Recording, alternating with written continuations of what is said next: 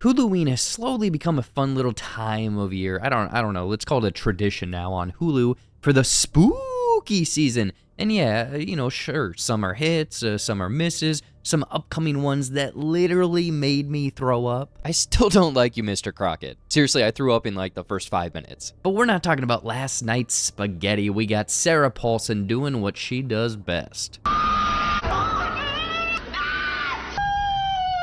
Sarah Paulson is cuckoo cuckoo in this latest psychological thriller that has some interesting twists and turns, so without further inhalation of dust, let's get into Hold Your Breath.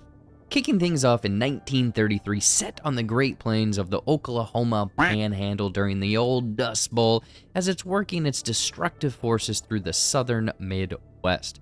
We're introduced to Sarah Paulson's Margaret Bellum and her two daughters, Rose and Ollie. Something to note is Bellum is Latin for war. And then I found this Latin phrase here. I definitely cannot pronounce it. But it means the war of all against all, meaning, it's the Dust Bowl. They're fighting for resources. They are alone on the homestead, learning her husband Henry left weeks prior to help build some bridge. I don't know, it's randomly mentioned. Basically, he had to find work to, better the family, finish their home, plant a crop, in general, just help.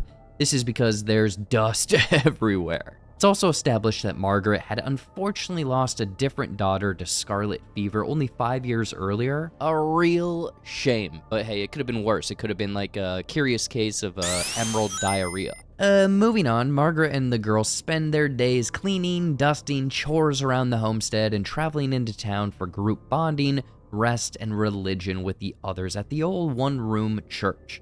As you can see, faith is the driving force for these ladies and will become something that torments Margaret later on. I forgot this, but Margaret deals with severe sleepwalking episodes. What appears to be delusional insomnia and OCD tendencies and trying to stop dust from entering any and every crack in their home.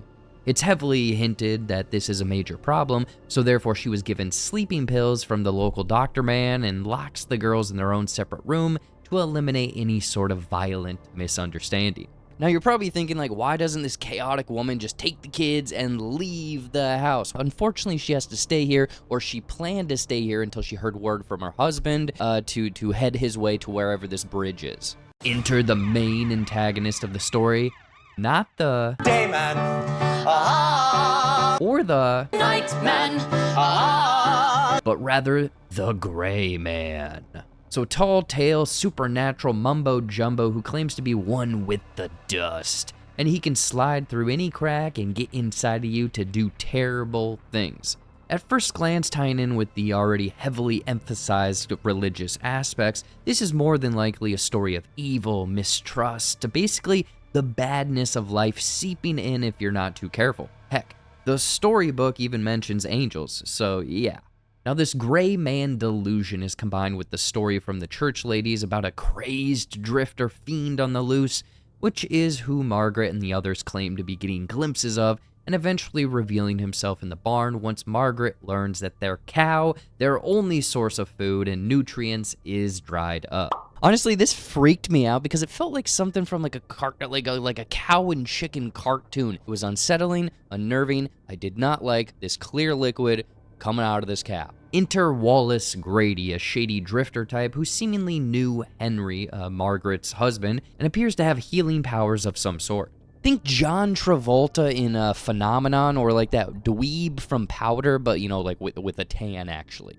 Anyway, this Grady fella is real and more than likely the same drifter from the earlier stories. However, his healing factor used on Rose, their lone cow, and causing a spontaneous rainfall during the otherwise terrible Dust Bowl drought, a la the Gray Man persona, seems to be up for interpretation, as we later learn Margaret is an unreliable narrator, and Wallace was given the book by Rose. So yeah, cousin is real, but his mystical powers are not. Fast forward, we learn from the letter that Henry sent that this Wallace fella stole his jacket and his belongings, straight up murdered a dude. Bang, bang, you're dead. And was not the do-all-be-good type religious preacher he claims. But instead is a full-on con man, a highwayman, liar, a cheater, pumpkin eater. Margaret fires a warning shot and sets brother Wallace packing despite her ongoing psychotic sleepwalking episodes.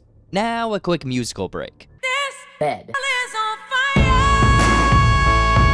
The entire third act is a literal mental and spiritual spiral into madness as Margaret continues to think every single little piece of dust floating about the house is because of the Gray Man becoming more and more dangerous to herself and her two daughters. First, a little knack, knack, knack at the door sends Margaret outside, appearing to shoot a specter of Wallace, who is actually cousin Esther. It's revealed later, and the mix-up voice of Esther and Wallace's together is a dead giveaway, especially since this same modulated voice trick is used with Rose and Wallace just a smidge later in the movie. Put the gun down.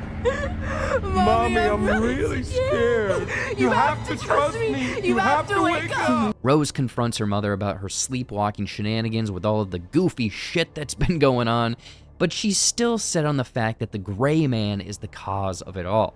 Instead, this has all been a slippery slope showing Margaret's slow loss in her own faith, casually seen by the fact her clothing starts out pure white in the beginning of the movie and slowly becomes darker as the film plays out, and how the dust is impending on the pure white of the sheets and their clothing. The last straw is Margaret giving the sheriff a quick 1-2 prison shank. Knowing she'll be hanged for this, she explains to Rose that her and her daughters all need to take the endless slumber together, to be with one another for eternity, aka murder and everyone's life combo, by using the rest of her sleeping pills. Like those same white pill thingies from Wolf of Wall Street where that super bad guy is like, Steve Madden! Rose tricks her mother into rescuing Ollie from the last dust storm, but it's all a little clever trick as she cuts the twine leading Margaret back to the house, and this is where she perishes.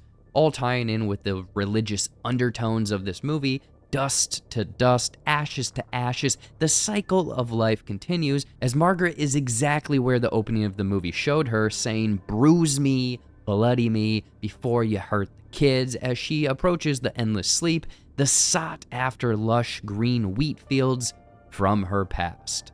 Rose and Ollie are free of her torment, hop on a train going north or east. What kind of compass are you reading, lad? Out of the Great Plains and the Dust Bowl affected area, seeing lush green fields, knowing they are safe, free, and hopefully meet up with their poppy. The end. Yeah, these little women do not make it out. It's obviously all up for interpretation, but I'm saying that these two follow in their mom's footsteps. Another one bites the dust.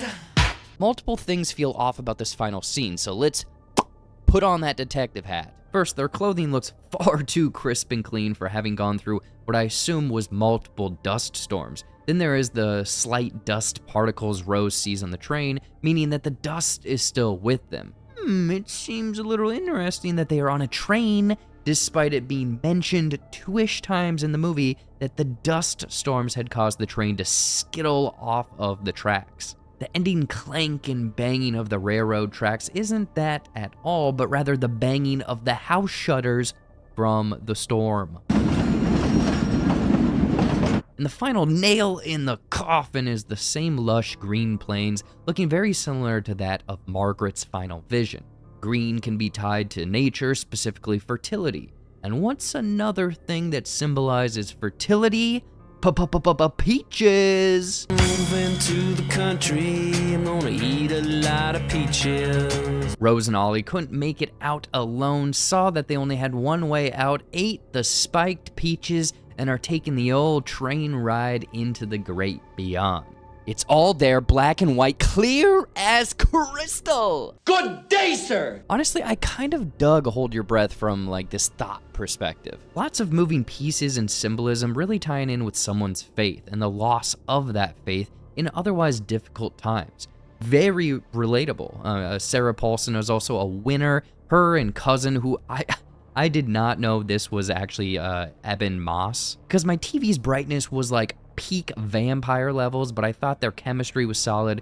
Wallace was a surprisingly weird, unsettling character, and Sarah Paulson is always great. Aside from that, yeah, a lot of the movie is kind of wishy-washy. You know, it's far from your stereotypical scare your pants off horror movie. More of a psychological thriller, spiral into madness. I mean, I am a sucker for a good twist ending, so thumbs up there, but really, I think I'd only give the film maybe like a 5.5 out of 10. The film is at its best when it's Sarah Paulson being, you know, hella cuckoo cuckoo in the dark, secluded house. It's a trapped sense of dread, whereas when they leave, bring in other characters, other problems, it's less effective. Also, get this damn boy some pants, my lord! Anyway, it's Porky Piggin' time, as that is all, folks, for Hold Your Breath. I'm curious, did you like the movie? Did you not like the movie? See different endings? Because you know what? My brain is different than your brain, and your brain is different than their brain. So who knows? Maybe your brain is saying that this is a cautionary tale for DoorDash drivers. I don't know. Feel free to subscribe if you want to see more videos like this. I also have a retro channel where I upload like 90s Saturday morning cartoon compilations. Huge punch of nostalgia. Go pour yourself some cereal and head right over there. All right, thank you everyone, and deuces.